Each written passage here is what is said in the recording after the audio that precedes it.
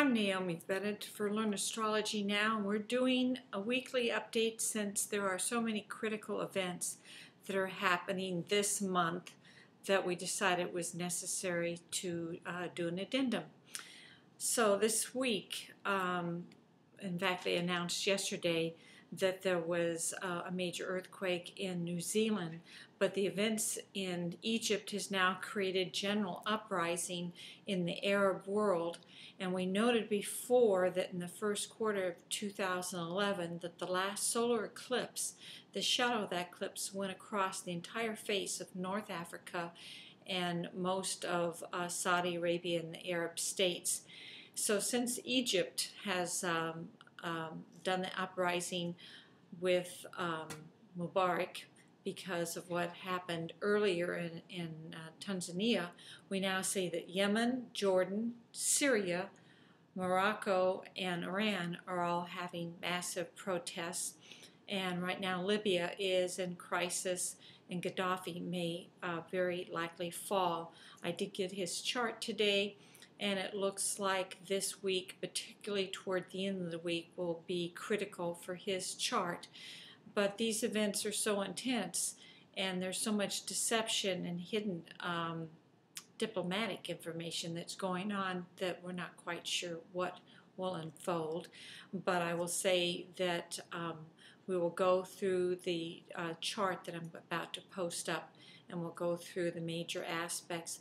Please note that the aspects that are most in effect are the lunar node squaring Uranus, and that Pluto is squaring Jupiter.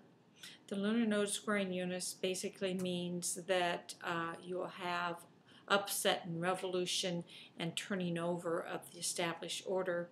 Pluto squaring Jupiter means that that upset can be with government, and that it can be massive in its results, that it can be like an epidemic, which is what's happening now into the Middle East, and that we've had Uranus conjunct the Sun, which brings in military action and intensity of being able to act in rebellion, because it's been in the sign of Aquarius, but that's almost over.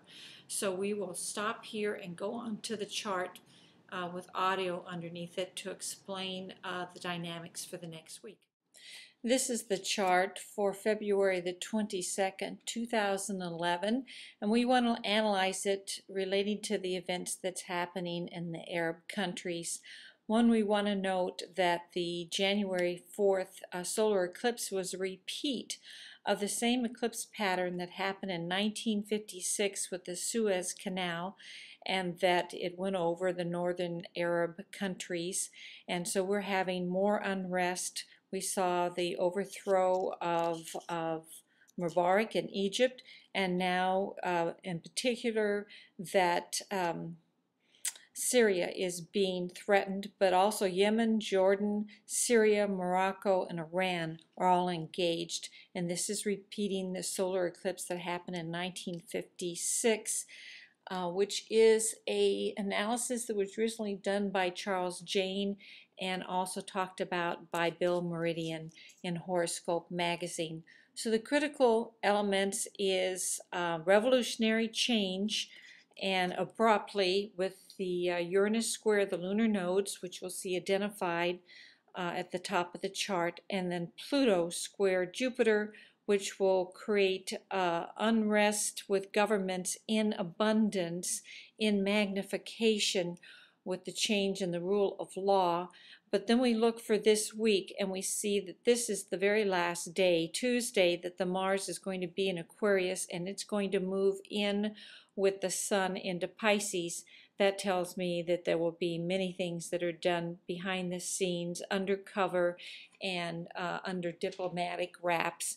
So there's going to be a lot happening the rest of the month through March that are going to be unknown, but we're likely to continue to see explosive behavior all the way through March, particularly see activity March the 19th and then the very early of April.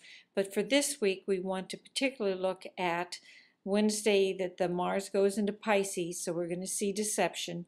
But Thursday, the moon will be squaring Mars, so we're likely to see intensity of action, and then particularly this Saturday, because then we will have the moon in alignment with the lunar node, Pluto, and Uranus. So if there was going to be a likely period this week when Gaddafi was overthrown, it would be very likely that time, but he is, of course, making great resistance, and we will just have to see how events uncover.